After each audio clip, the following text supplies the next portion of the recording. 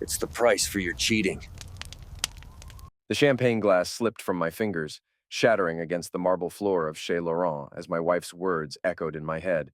Meet Stevie. He's the real dad to our kids. Around us, other diners turned to stare, their anniversary celebrations suddenly feeling hollow compared to the nuclear bomb that had just detonated at table 12. But what they didn't see, what Sarah couldn't possibly know, was the cold smile spreading across my face. Because 6 months ago, I'd already hired the private investigator. 6 months ago, I'd already frozen the accounts. And tomorrow morning, when she woke up in her hotel room with Stevie, she'd find out that her favorite lie had just become my favorite weapon. But let me start from the beginning, 3 hours earlier. 20 years. Sarah raised her champagne flute, her diamond wedding band catching the candlelight at Chez Laurent. Can you believe it's been 20 years, David? I smiled across the table, adjusting my tie, the same navy blue one she'd bought me for our first anniversary. Our daughters, Emma and Sophie, 16 and 14 respectively, sat between us, both dressed up for what they thought was just another family celebration. It feels like yesterday, I replied, though truthfully the last few years had felt like decades. The late nights, the distant conversations, the way she'd started looking through me instead of at me. Sarah reached into her oversized purse and pulled out a leather-bound scrapbook, placing it carefully beside my plate. I made this for you, for us. Her smile was radiant, the same one that had made me fall in love with her in college. Go ahead, open it. The first few pages were exactly what I expected. Wedding photos, hospital pictures from when the girls were born, family vacations, Christmas mornings. Emma and Sophie leaned in, pointing at pictures of themselves as toddlers. Oh my God, look how tiny I was, Sophie giggled. Dad, you had so much more hair back then, Emma teased, making everyone laugh. I turned the pages, each one a carefully curated memory of our life together. Birthday parties, school plays, graduations, all of it real, all of it beautiful, all of it, as I was about to discover, built on quicksand. The last page was different. Instead of photos, there was a handwritten letter in Sarah's elegant script. The restaurant's ambient noise seemed to fade as I read the first line. David, this was my favorite lie. My hands trembled slightly as I continued reading. For 7 years, I've been living a double life. The man you're about to meet isn't just my lover. He's the biological father of both Emma and Sophie. I've been pretending, and I can't anymore. I'm tired of living this charade. Meet Stevie. He's the real dad to our kids, and tomorrow we're starting our new life together. The words blurred together. I read it again, then again. Emma noticed my expression first. Dad? What's wrong? I looked up to see Sarah's face, but it wasn't the face of the woman I'd married. This was someone else entirely, someone cold, calculated, almost triumphant. Sarah, I whispered. What is this? She straightened in her chair, her champagne flute still raised. It's the truth, David. Finally? She gestured toward the restaurant's entrance, where a tall, muscular man with a backwards baseball cap was walking toward our table. Girls, I'd like you to meet your real father. Emma's face went white. Sophie started crying immediately. The man, Stevie, approached our table with a cocky swagger that made my stomach turn. He was younger than me, probably mid-30s, with the kind of gym-built physique that screamed overcompensation. Hey there, gorgeous, he said to Sarah, completely ignoring me and the girls. Ready for our new life? Sarah stood up, leaving her napkin on the table like she was discarding 20 years of marriage along with it. David, I've already moved my things out. The divorce papers will be served tomorrow. The restaurant had gone completely silent around us. Other diners were staring, some recording with their phones. Emma and Sophie sat frozen, tears streaming down their faces. I closed the scrapbook carefully, my hands surprisingly steady. Then I stood up, straightened my jacket, and looked directly at Sarah. Congratulations, I said quietly. You've just made the biggest mistake of your life. Without another word, I walked out of the restaurant, leaving them all behind. What Sarah didn't know, what she couldn't possibly know, was that this wasn't a surprise. This was confirmation. 6 months earlier, I'd started noticing the signs. Sarah had always been social, but suddenly she was having girls' nights 3 times a week. She'd started going to a new gym, buying new clothes, getting her hair done more often. She was glowing in a way that had nothing to do with our marriage. The final straw came when I found her phone unlocked on the kitchen counter. A text message was displayed. "Can't wait to see you tonight, baby. David's working late again, right?" The sender was listed as Stevie, trainer. That's when I called Marcus Webb, a private investigator who specialized in infidelity cases. Marcus was a former police detective with kind eyes and a reputation for thoroughness. "I need to know everything," I told him during our first meeting in his downtown office. And I mean everything. Marcus leaned back in his chair, studying me carefully. "You sure you want to go down this road? Sometimes the truth is worse than the suspicion." "I'm sure." What Marcus uncovered over the next 6 months was beyond anything I could have imagined. Sarah wasn't just having an affair, she was living an entirely separate life. She and Stevie had been together for 7 years, since Emma was 9 and Sophie was 7. They had their own apartment across town, complete with photos of him with my daughters.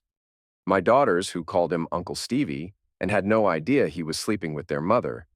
But the worst part wasn't the affair itself. It was what Marcus found in their digital communications. Sarah had been keeping detailed records of everything: financial statements, insurance policies, even medical records. She had been planning this revelation for months, timing it perfectly to maximize her financial benefit and minimize mine. The group chat Marcus uncovered was titled Operation New Life. It included Sarah, Stevie, and 2 of Sarah's closest friends, Maria and Jessica. The messages made my blood run cold. Sarah: "David still has no clue. Beta Daddy is so oblivious, LL Maria. Are you sure about the timing? 20-year anniversary seems brutal." Sarah: "That's the point. Maximum impact.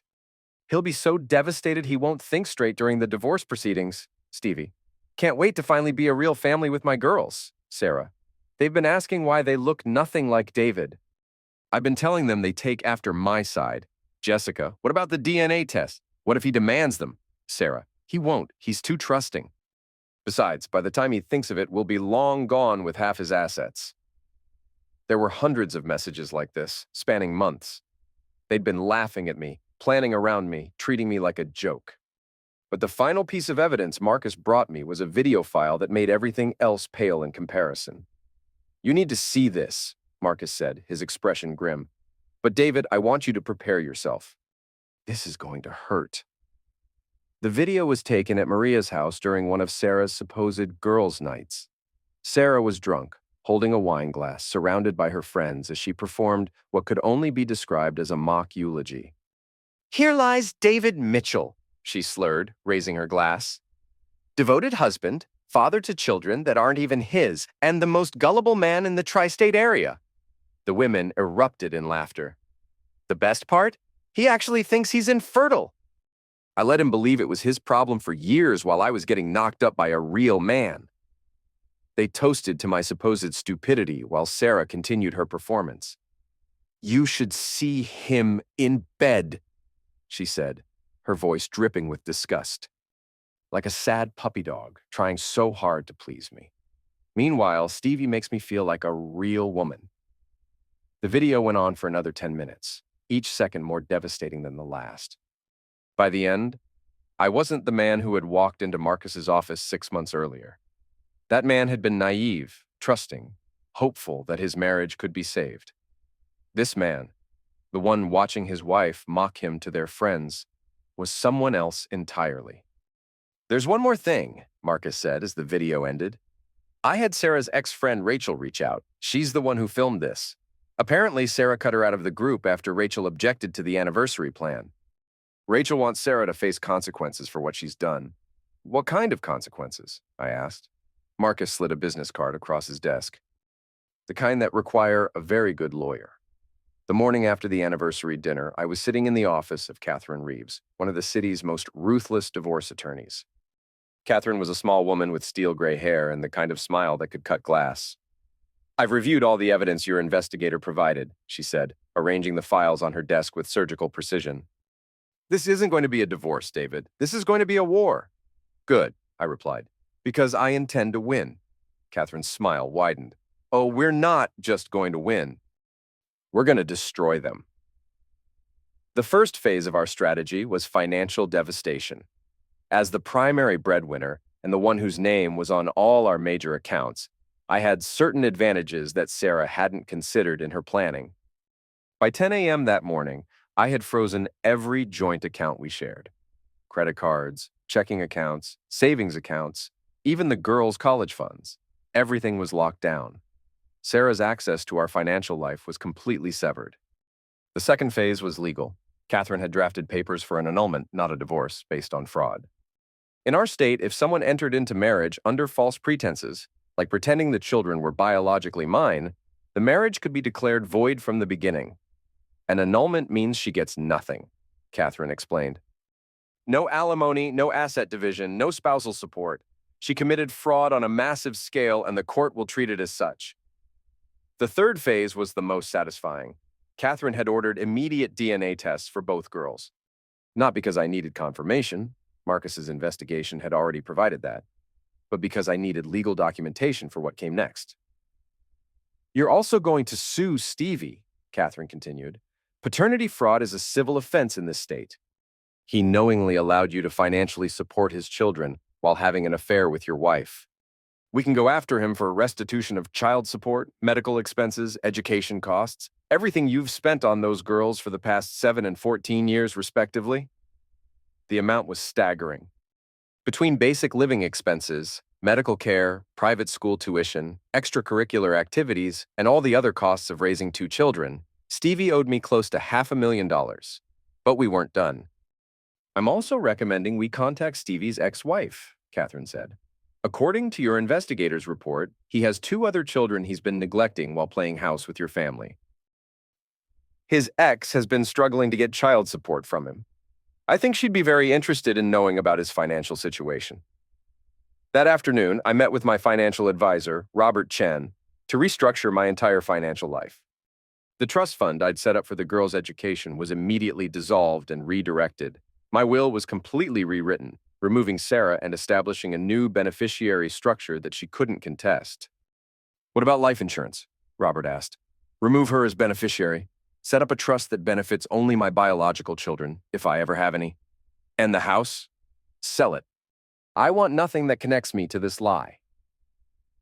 By the end of the day, Sarah's entire world had been legally dismantled. Her phone was buzzing constantly with declined payment notifications. Her credit cards were being rejected.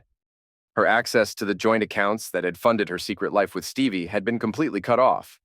But the real devastation was still to come. At 5 p.m., a process server arrived at the hotel where Sarah and Stevie were staying. Along with the annulment papers, they received a civil lawsuit for paternity fraud, demanding immediate DNA testing and financial restitution. Stevie's reaction, according to the process server, was priceless. He tried to slam the door, claiming there was some mistake. When the server explained that he was being sued for knowingly defrauding me out of hundreds of thousands of dollars in child support, Stevie's face had gone white. But I never asked him to pay for anything, Stevie had protested. That's not how the law sees it, the server replied. You'll need to explain that to the judge. That evening, my phone rang. It was Sarah, sobbing hysterically. David, please, she begged. You have to stop this. You're destroying our family. I'm not destroying anything, I said calmly. I'm simply revealing what was already destroyed. You did that 7 years ago. The girls need their mother. The girls need parents who don't lie to them. You're not that person. Please, I'm sorry. I made a mistake, but we can fix this. I almost laughed. Sarah, you spent 7 years lying to me about the most fundamental aspects of our life together. You let me believe I was infertile. You let me pour my heart and soul into raising children that weren't mine while you mocked me behind my back. You planned this humiliation for months, timing it for maximum damage. This wasn't a mistake. This was a calculated betrayal. I'll make it right. No, I said quietly. You won't get that chance. I hung up and blocked her number. The transformation was complete. The man who had walked into that restaurant believing in love and family and second chances was gone. In his place was someone who understood that some betrayals don't deserve forgiveness, they deserve consequences. The monthly PTA meeting at Emma and Sophie's private school was usually a mundane affair. Budget discussions, fundraising updates, the occasional drama about cafeteria menus. But 2 weeks after the anniversary dinner, I had something special planned. As the school's former president of the Parents Association and a major donor, I had been given a slot to present on family values in modern education. The irony wasn't lost on me. The auditorium was packed with about 200 parents, teachers, and administrators. Sarah sat in the third row, flanked by Maria and Jessica, her accomplices in the group chat Marcus had uncovered. She'd been trying to maintain normalcy, showing up to school events as if nothing had changed, as if she hadn't just detonated our family with a scrapbook. She had no idea what was coming. "Good evening, everyone," I began, standing at the podium with a wireless presenter remote in my hand. "I'm here tonight to talk about truth, consequences, and what happens when the foundation of a family is built on lies." The screen behind me lit up with a slide titled "The Anatomy of Deception." Sarah's face went white. "For 7 years," I continued, "I lived in what I thought was a loving marriage with 2 beautiful daughters. I worked 60-hour weeks to provide for my family. I attended every school play, every soccer game, every parent-teacher conference. I believed I was building something meaningful." Click. The next slide showed a timeline of Sarah's affair, complete with hotel receipts, text message screenshots, and photos that Marcus had obtained through his investigation. What I didn't know was that my wife was living an entirely separate life, not just an affair. That would have been painful but understandable. "No, this was something far more calculated." Sarah started to stand up, but Maria grabbed her arm, pulling her back down. They were trapped. Leaving would only make them look more guilty. Click. The next slide showed the DNA test results that had come back the week before, officially confirming what we all already knew. "These are the paternity test results for my daughters," I said, my voice steady despite the tremor of rage underneath. "Neither child is biologically mine.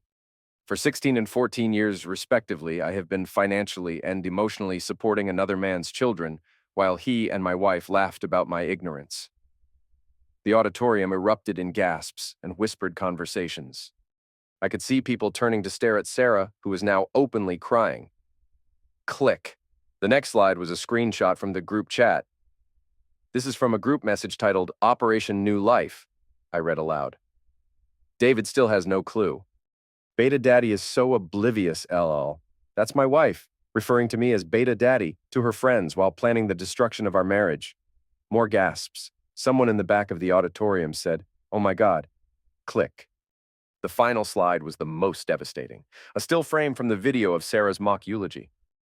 And this is from a video taken at a party where my wife performed what she called my eulogy, mocking my supposed infertility and celebrating the fact that she had been getting knocked up by a real man, while I believed our struggles to conceive were my fault.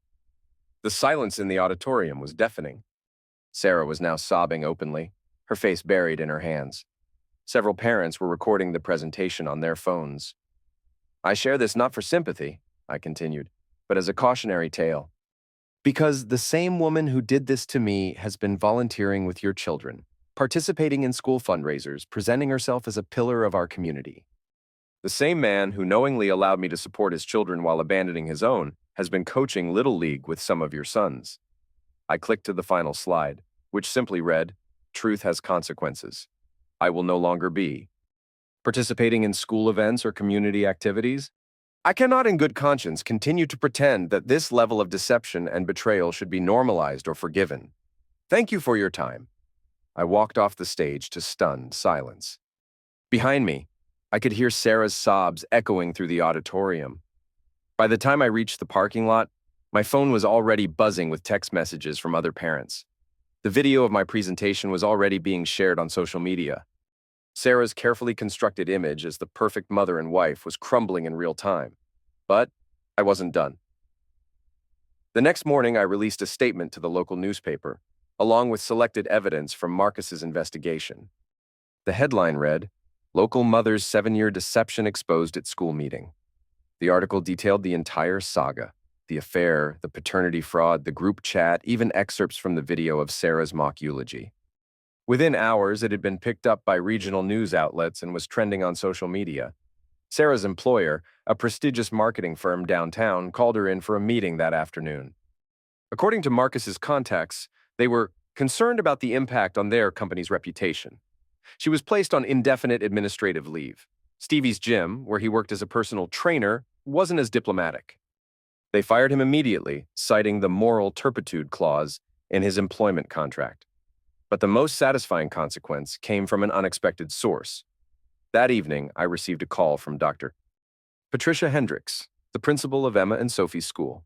Mr. Mitchell, she said, her voice carefully professional, I wanted to let you know that Mrs. Mitchell will no longer be welcome at school events or activities. Her behavior represents a breach of the trust and moral standards we expect from our parent community. I understand, I replied. I also wanted to tell you that several parents have approached me about starting a support group for families affected by infidelity and paternity fraud. They were moved by your courage in telling your story. Courage, I almost laughed. This wasn't courage. This was calculated destruction. But if it helped other families avoid what I'd been through, then perhaps some good could come from this devastation.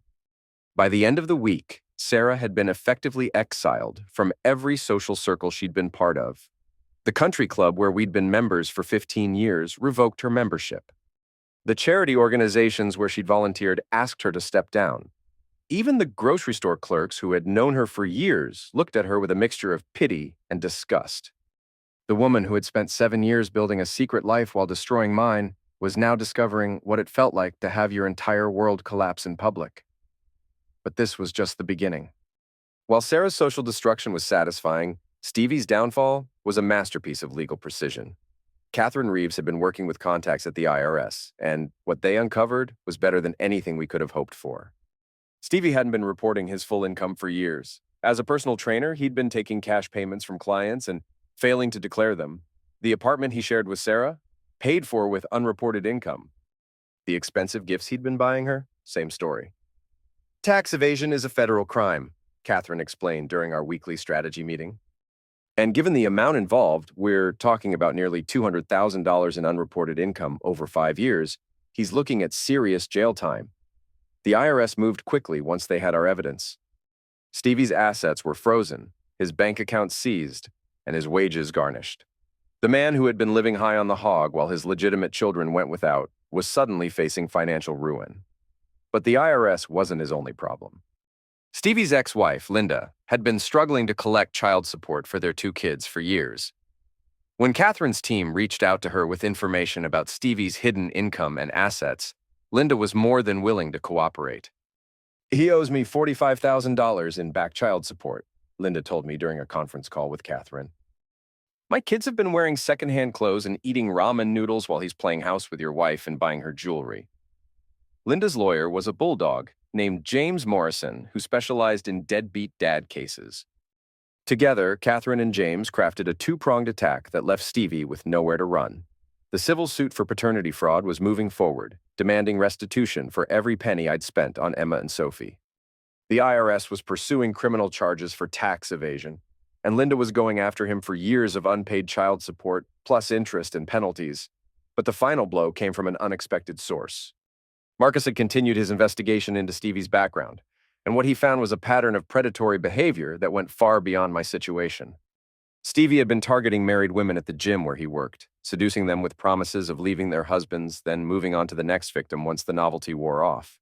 3 other women had come forward with similar stories. Like Sarah, they had been manipulated into believing Stevie loved them. Like Sarah, they had been used and discarded once Stevie got bored. But unlike Sarah, these women hadn't been part of a 7-year deception that destroyed a family. One of these women, a lawyer named Rebecca Torres, had been particularly vindictive in her revenge. She had secretly recorded several of her encounters with Stevie, including one where he bragged about his arrangement with Sarah. She thinks I'm going to marry her, Stevie had said in the recording, laughing, as he described how he'd been stringing Sarah along. But why would I buy the cow when I'm getting the milk for free? Plus, she's paying for everything. The apartment, the vacations, even my gym membership, it's perfect. Rebecca had been saving this recording for the right moment. When she learned about the paternity fraud case, she reached out to Catherine with an offer. I want to testify, Rebecca said. I want the world to know what kind of man he really is. The recording was devastating, but it got worse. Stevie went on to describe his exit strategy, how he planned to drain Sarah's assets, then disappear before the divorce was finalized. She's so desperate to keep me happy that she'll give me anything, he said. I've already got her to put the apartment in my name. Once the divorce goes through and she gets her settlement, I'll take half of that too, then ghost her. She'll never see it coming. When Catherine played this recording in court during the paternity fraud hearing, even the judge looked disgusted. Sarah, who had been sitting in the gallery, ran out of the courtroom sobbing. The recording destroyed any sympathy Stevie might have garnered. The judge awarded me full restitution, $487,000 in child support, medical expenses, and educational costs, plus interest and court fees. Stevie's wages would be garnished at the maximum rate allowed by law for the rest of his working life.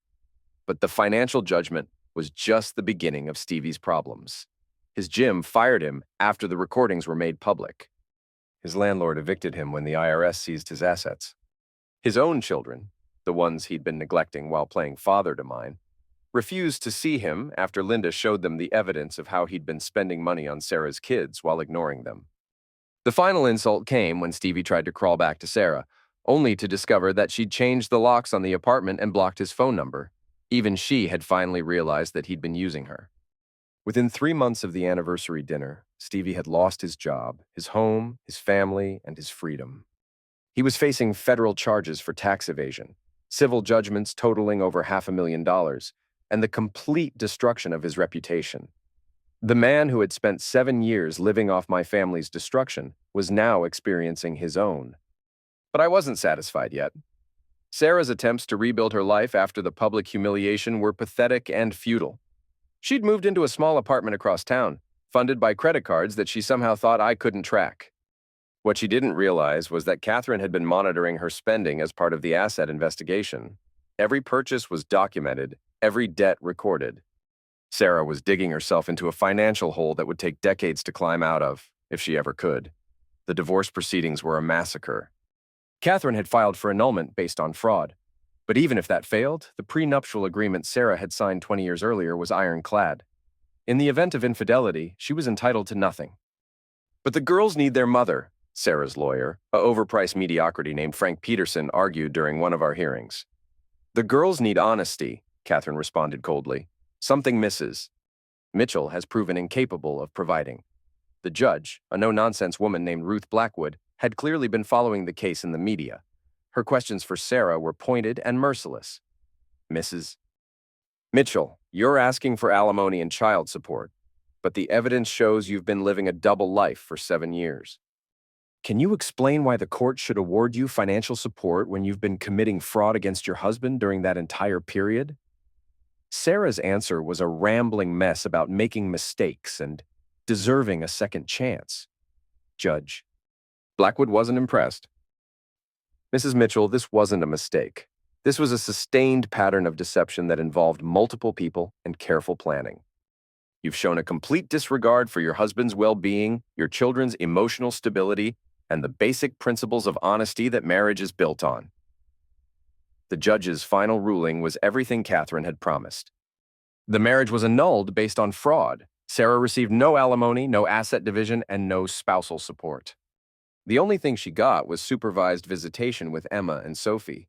Supervised because the court was concerned about her mental state and her ability to provide a stable environment. But even the supervised visits were short-lived. Emma and Sophie, who had initially been caught in the middle of the chaos, had time to process what their mother had done.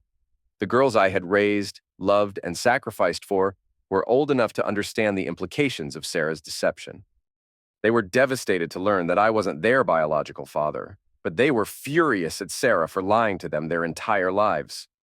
They'd grown up believing they were part of a loving, honest family, only to discover that their mother had been manipulating all of them.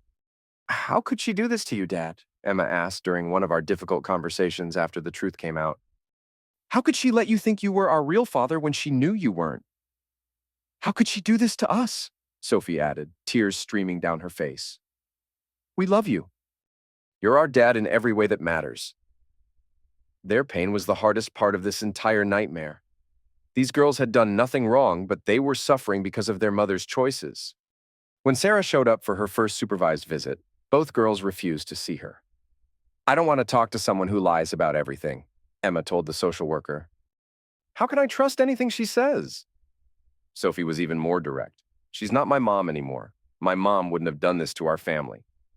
Sarah's breakdown in the visitation center was spectacular. According to the supervisor's report, she'd screamed at the girls, blaming me for turning them against her. She'd had to be escorted from the building by security. The final nail in Sarah's coffin came when she violated the court order by attempting to contact the girls directly through social media. She'd created fake accounts to message them, trying to manipulate them into seeing her privately. Emma and Sophie immediately reported these attempts to Catherine, who filed a motion for contempt of court. The judge was not amused. "Mrs. Mitchell," Judge Blackwood said during the contempt hearing, "you've now violated a direct court order designed to protect these children from further manipulation. Your behavior demonstrates exactly why supervised visitation was necessary in the first place." Sarah's visitation rights were revoked entirely. She was prohibited from contacting Emma and Sophie until they turned 18 and could make their own decisions. The woman who had destroyed our family in pursuit of her new life with Stevie was now completely alone. She'd lost her husband, her children, her home, her job, her social standing, and her financial security, but I still wasn't done. The final blow came in the form of a package I sent to her apartment, a manila envelope containing the torn pages of the scrapbook she'd given me at our anniversary dinner. Every photo had been carefully removed, leaving only the empty pages and her handwritten confession. Attached was a note in my own handwriting. "This was your last chapter." 3 months after the court's final ruling, I received a call that I'd been half expecting and half dreading. "Mr. Mitchell, this is Dr. Amanda Foster from Mercy General Hospital. Your ex-wife, Sarah Mitchell, has been admitted following a suicide attempt." The news should have affected me more than it did. 20 years of marriage, 2 children raised together, countless shared memories. All of it should have added up to something resembling concern for her well-being. Instead, I felt nothing. "Is she going to survive?" I asked. "Yes, she's stable. But she's asking for you. She says she needs to apologize, that she can't live with what she's done." "I won't be visiting," I said quietly. "Mr. Mitchell, I understand you're angry, but she's in a very fragile state. Sometimes forgiveness can be healing for both parties. Doctor, with all due respect, you don't understand the situation. This woman spent 7 years systematically destroying my life while pretending to love me. She manipulated me, lied to our children, and planned my humiliation down to the smallest detail. Her fragile state is the consequence of her own choices. But surely, if she truly wants to make amends, she can start by leaving me and my daughters alone, permanently." I hung up and blocked the hospital's number. The news of Sarah's suicide attempt spread quickly through our former social circles.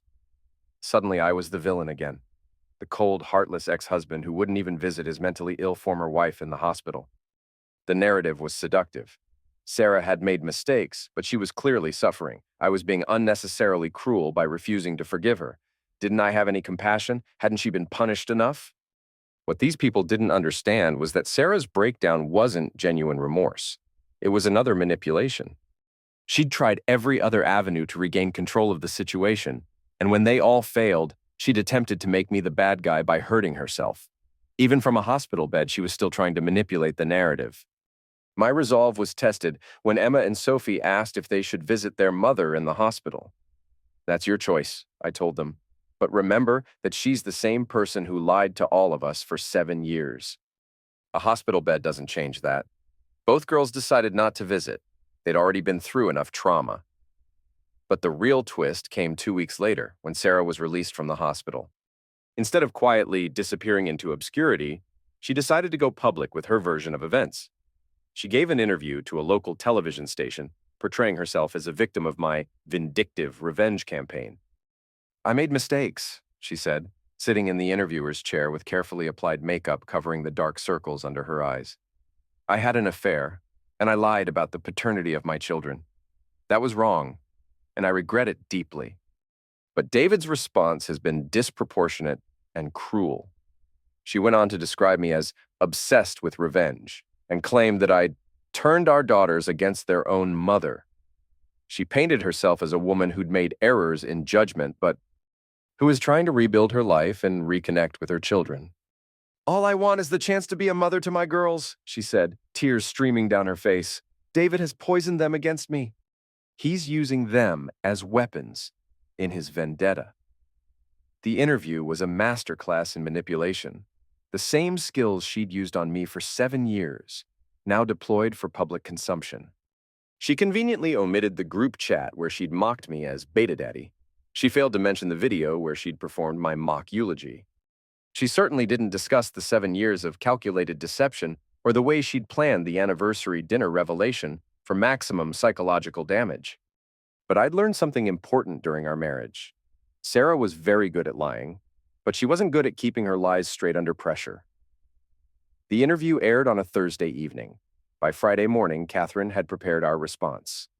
Emma and Sophie, now 17 and 15, had made a decision that surprised even me. They wanted to speak publicly about their experience.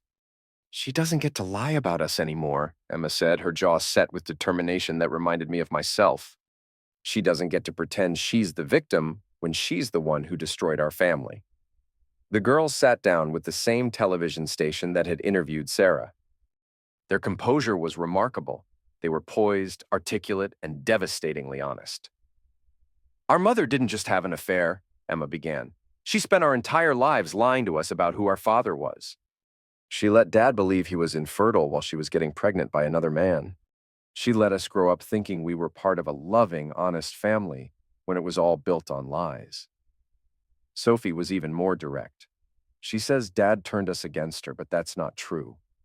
We turned against her when we found out what she'd done.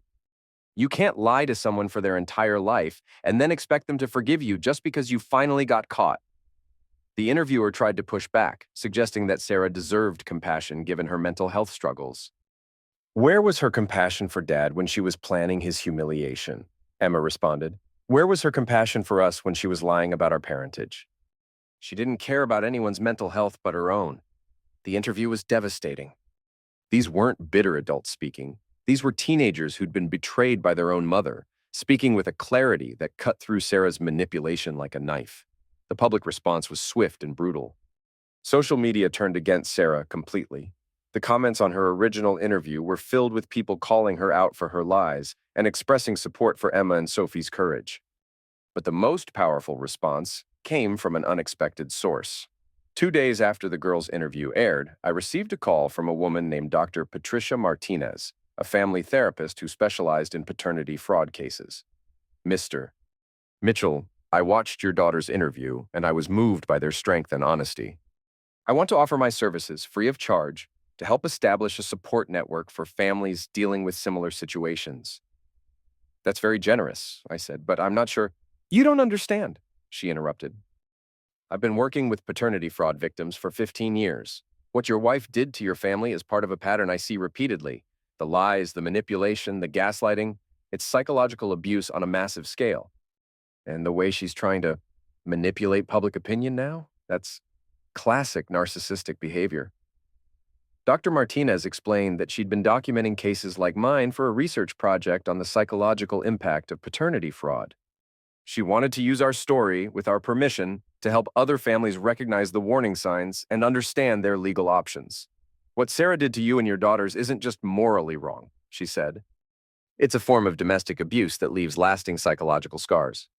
The fact that your girls have maintained their integrity through this nightmare is remarkable."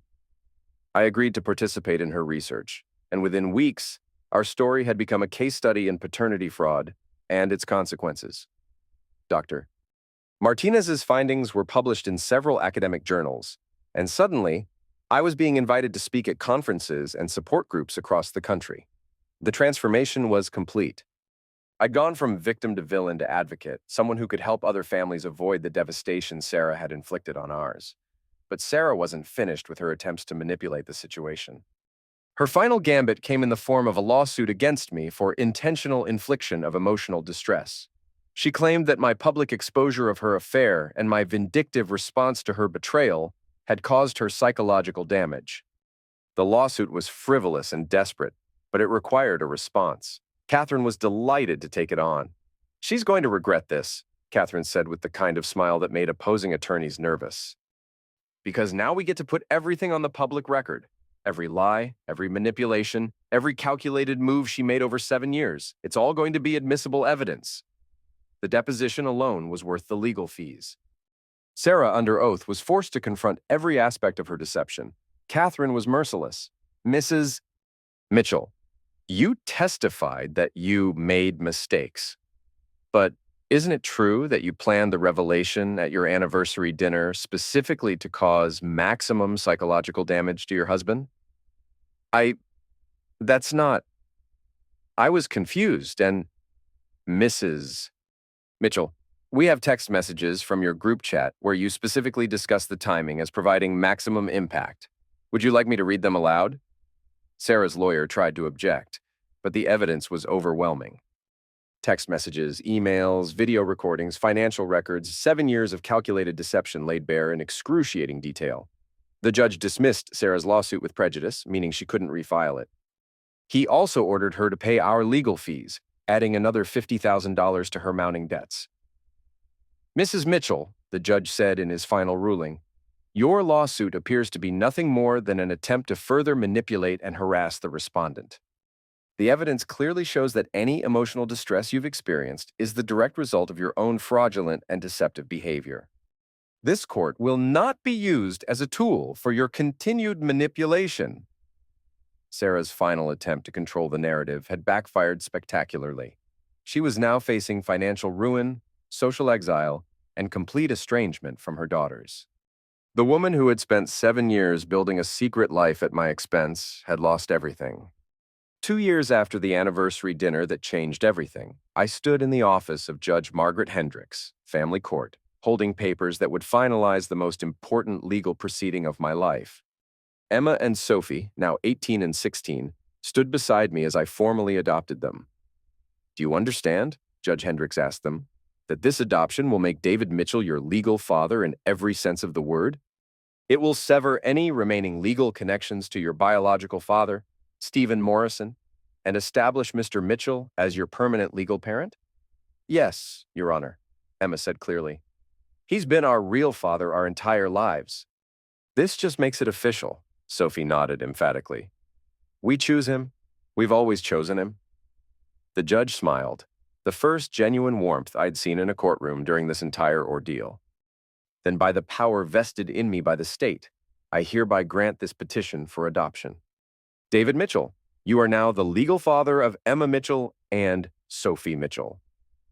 We walked out of the courthouse as a real family, not the lie we'd been living for years, but something genuine and earned through surviving the worst kind of betrayal. Together. That evening, as we celebrated with dinner at Emma's favorite restaurant, I received a text from an unknown number. It was from Sarah. I saw the news about the adoption. Congratulations. You won. I stared at the message for a long moment, then deleted it without responding. She was right about one thing. I had won, but not in the way she thought. The victory wasn't in destroying her life, though I'd certainly done that. The victory wasn't in exposing her lies, though that had been necessary. The victory was in what Emma and Sophie and I had built from the ashes of her deception. We were stronger now, more honest. More real than we'd ever been when our family was built on Sarah's lies. I drove home to the house I'd bought across town, smaller than our old place, but filled with truth instead of deception.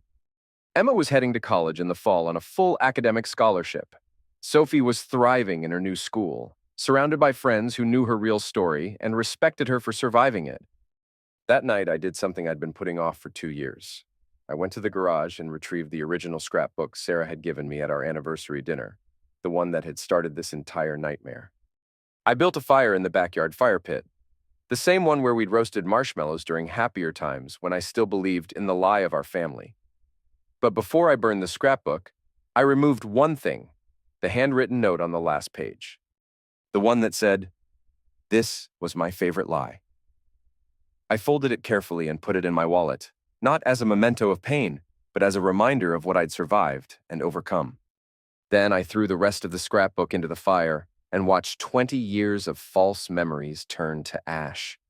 Emma and Sophie came outside and stood beside me as the flames consumed the last physical remnant of Sarah's deception.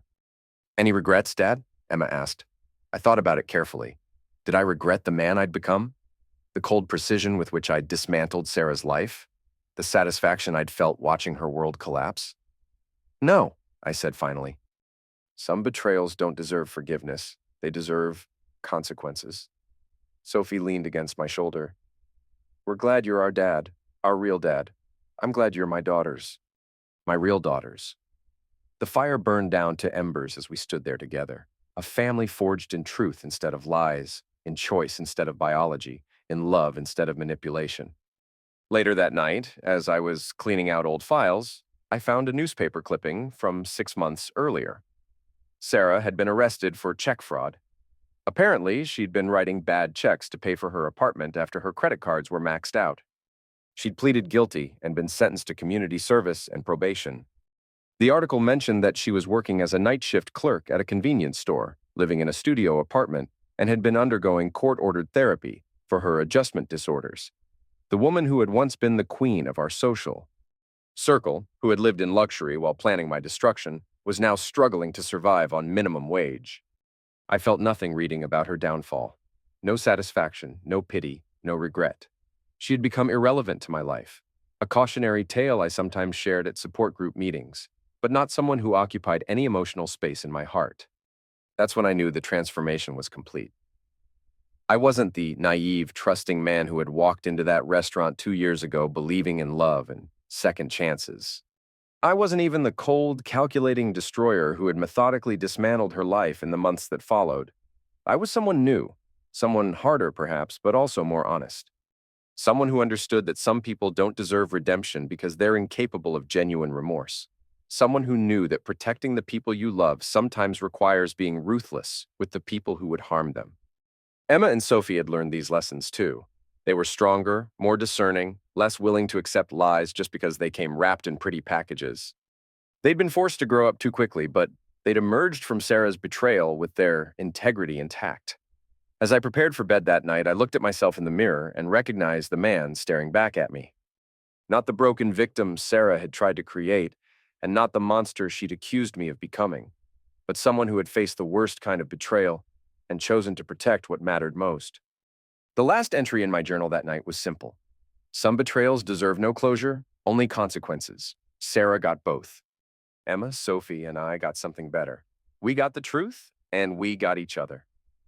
I closed the journal and turned off the light, satisfied that the story was finally over. Sarah's favorite lie had become my greatest truth.